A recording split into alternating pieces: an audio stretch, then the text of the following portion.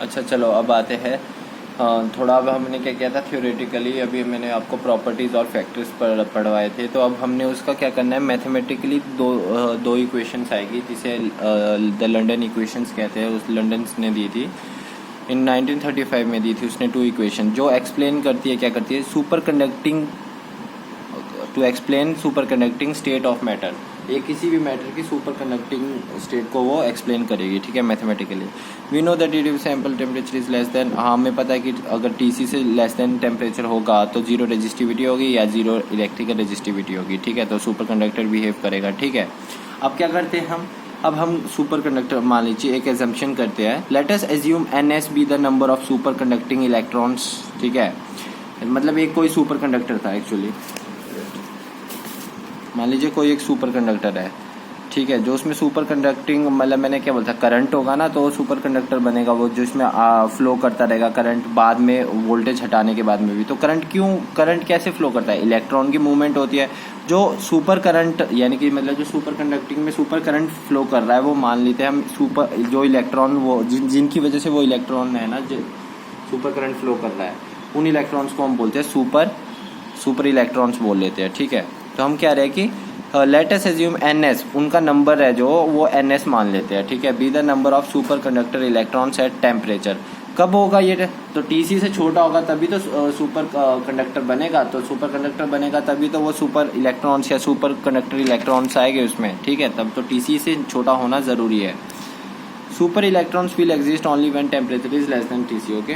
अब क्या करते हैं, अभी हमें एक चीज़ पता है, ठीक है, देखो, we know that at any temperature, मतलब किसी भी नॉर्मल टेम्परेचर पे क्या होगा, सम ऑफ, मतलब TC से छोटे में sum of the super electrons plus normal electrons, normal electron भी तो हो गए और वो भी होगा, वो किसके इक्वल हो जाता है, अगर इन दोनों का सम करेंगे तो वो इक्वल हो जाएगा conduction electron density in the material in normal state. मतलब कंडक्शन बैंड में जितने इलेक्ट्रॉन्स होते थे उसके बराबर हो जाएगा, वही तो मूव करते हैं ना, तो बस वही मूव करेंगे, ठीक है। जितने इसमें मूव आते हैं ना यहाँ से भी, तो जितने इतने इलेक्ट्रॉन्स होते हैं उसके बराबर हो जाएगा। मतलब याद रखिए sum of the super electrons plus normal electrons, ठीक है, ये हो गया। ये तो TC से नीचे छोटा था, और ये किसके बराबर हो जाएगा, कंडक्शन इलेक्ट्रॉन्स डेंसिटी, मतलब जितने कंडक्शन बैंड में इलेक्ट्रॉन है उसकी डेंसिटी के बराबर नॉर्मल स्टेट में, ठीक है, किसी भी टेम्परेचर पे, ठीक है।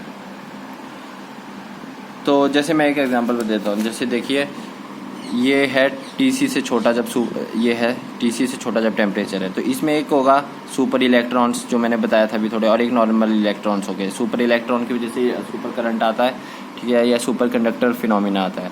अब क्या नॉर्मल, जब नॉर्मल कोई भी टेम्परेचर है T, ठीक है, ज़रूरी नहीं है वो TC से बड़ा ही होगा, ठीक है, नॉर्मल रूम टेम्परेचर भी हो सकता है। तो उसमें क्या होता है, एक कंडक्शन बैंड होता है, एक वो नॉर्मल मेटल्स में यही होता है ना, मेटल्स, और उसमें ये मेटल्स में जुड़ा होता है, सेमीकंडक्टर्स में गैप होता है वो वाला। तो उसमें जितनी कंडक्शन की डेंसिटी होती है ना, इलेक्ट्रॉन जितने कंडक्शन में होते हैं उन दोनों का सम होता है ये, ठीक है। मतलब अगर इन दोनों का सम करेंगे सुपर इलेक्ट्रॉन्स और इसका, तो वो किसके इक्वल आएगा, जितना कंडक्शन बैंड में इलेक्ट्रॉन की डेंसिटी होती है, ठीक है। तो ये मान लिया, let us assume that super current density, हमने माना सुपर करंट डेंसिटी वो किसकी वजह से होगी, इलेक्ट्रॉन की वजह से, वो हमने JS मान लिया उसे, ठीक है। JS और JC बिल्कुल डिफरेंट है, JC अलग चीज़ थी, वो फैक्टर्स में आती थी, ये JS है, ठीक है।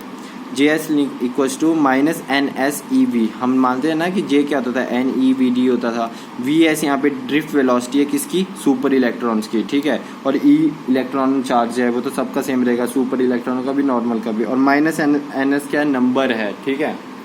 करंट डेंसिटी का फॉर्मूला तो पता ही होगा आपको, NEVD होता था, VD वहाँ ड्रिफ्ट वेलोसिटी होता था, यहाँ VS लिखा है उसकी जगह बस NS लिख दिया है, ठीक है, ये हो गया एक, इसको इक्वेशन में दे दी। अब क्या करते हैं, अब उसने बोला since super electrons are not subjected to any lattice scattering according to the BCS theory, ये मैं आगे पढ़ाऊंगा, ठीक है, BCS थ्योरी जब पढ़ाएंगे। तो ये बोल रहा है कि सुपर जो इलेक्ट्रॉन्स हो रहे हैं वो कंटिन्यूसली एक्सेलरेट करते रहते हैं, ठीक है, विद इलेक्ट्रिक फील्ड, ओके। और इलेक्ट्रिक फील्ड से जब कोई चार्ज एक्सेलरेट करता है तो उस पर एक फोर्स लगती है जिसको लिखते हैं F = E, स्मॉल E और कैपिटल E। यहाँ पे स्मॉल E है इलेक्ट्रॉन का चार्ज, तो नेगेटिव लिखा है। E क्या है यहाँ पे, E क्या है यहाँ पे, इलेक्ट्रिक फील्ड, ठीक है, जिसकी वजह से फोर्स लग रही है। Now we can write equation of motion, Newton की मोशन लगा दी, यहाँ पे न्यूटन की इक्वेशन लगा दी, F = ma इक्वेट कर दिया। तो A को हमने डेरिवेटिव लिख दिया वेलोसिटी का, ड्रिफ्ट वेलोसिटी का लिख दिया। तो यहाँ से एक फार्मूला आ गया d v s upon d t equals to minus e small e by m. Simple है, यहाँ पे एक ये लिखा पहले, ठीक है। यहाँ से एफ ई मतलब इलेक्ट्रिक फील्ड की वजह से इलेक्ट्रॉन पे जो फोर्स लग रही है उसका फार्मूला लिख दिया, एफ ई इक्वल टू ई। ये तो बहुत पहले पढ़ा था। और यहाँ एफ की जगह एम ए न्यूटन का सेकेंड लॉ लगा दिया, तो ये लगा दिया, ए को d v by d t लिख दिया और यहाँ से d v by d t का फार्मूला आ गया। अब क्या करते हैं, अब फर्स्ट इक्वेशन को डिफ्रेंशिएट करते हैं। ये है फर्स्ट इक्वेशन, ठीक है। ये किया, जे एस को किया differentiate, D J S by d T, ठीक है, आ गया। यहाँ पे माइनस एन एस तो एक कांस्टेंट है, एक नंबर है, ठीक है। और ई भी एक कांस्टेंट है क्योंकि चार्ज तो कांस्टेंट होता है इलेक्ट्रॉन का, ठीक है। तो वी एस वेरी करेगा तो D v S by d T, ठीक है, ये यहाँ पे आ गया। अब ये यहाँ पे क्या करना है, d v by d t s की वैल्यू पुट कर देनी है, यहाँ पे पुट कर दी, ठीक है। माइनस माइनस प्लस हो जाएगा, एन एस आ गया, ई का ई स्क्वायर हो गया और बड़ा ई आ गया बाई एम, ठीक है। इस चीज़ को बोलते हैं London's first equation, remember it, okay. Current density का derivative equals to N S, मतलब एन एस क्या था यहाँ पे, number of super electrons into electron का चार्ज का square, electric field upon M, ठीक है। तो ये क्या बता रहा है अभी हमें, ये इक्वेशन लंडन इक्वेशन है, ठीक है, ये बता दिया। और ये चीज़ पता है क्या बताती है हमें, ये बताती है कि देखो इस इक्वेशन में कहीं भी रेजिस्टेंस नहीं है, ठीक है। तो देखो इक्वेशन थी ना, हमने क्या बोला था कि सुपर कंडक्टर्स क्यों बनते हैं, क्योंकि उसमें क्या होता है, इलेक्ट्रॉन रेजिस्टेंस जो होता है, इलेक्ट्रिकल रेजिस्टेंस, वो जीरो हो जाता है। तो यहाँ देखो इस इक्वेशन में तो कहीं भी रेजिस्टेंस नहीं दिख रहा है ना, तो क्या से क्या मतलब है, मतलब उसकी जगह भी कोई और फैक्टर हो सकता है जिसकी वजह से सुपर कंडक्टर बनता है, ठीक है, मतलब कहलाता है। तो विच describe the absence of resistance, ठीक है। फिर करंट कैसे फ्लो करता है जब रेजिस्टेंस का कोई मैटर नहीं है, तो यहाँ पे this equation shows that it is possible to have steady current. Constant current कैसे आता है जब एब्सेंट, मतलब वो होता है रेजिस्टेंस नहीं है। तो यहाँ फॉर्मूले में देखोगे तो जब इलेक्ट्रिक फील्ड जीरो हो जाएगी, क्योंकि ये चीज़ तो कांस्टेंट है ना पूरी, एम भी इलेक्ट्रॉन का मास भी कांस्टेंट है, इलेक्ट्रॉन के चार्ज भी कांस्टेंट है, ये भी कांस्टेंट है, ये तो कभी जीरो नहीं हो सकता। ये जीरो कब होगा, ये जीरो होगा तो ये डी जेल बाई पूरी टर्म जीरो हो जाएगी, मतलब इसका टर्म है कि जे एस कॉन्स्टेंट हो जाएगा, मतलब कॉन्स्टेंट करंट डेंसिटी, ठीक है। तो ऐसे करंट कांस्टेंट करंट फ्लो करता रहता है, ठीक है। Note this conclude that J S is a finite and steady मतलब constant which is the phenomena of super conductivity. ऐसे सुपर कंडक्टिविटी का फिनोमिना प्रूफ हो जाता है यहाँ पे, ठीक है, ओके, ये हो जाता है प्रूफ। और अगर नॉर्मल कंडक्टर की बात करें हम, तो नॉर्मल कंडक्टर में क्या होता है, नॉर्मल कंडक्टर में जे कितना होता है, सिग्मा ई होता है। सिग्मा यहाँ पे कंडक्टिविटी होता है, ठीक है।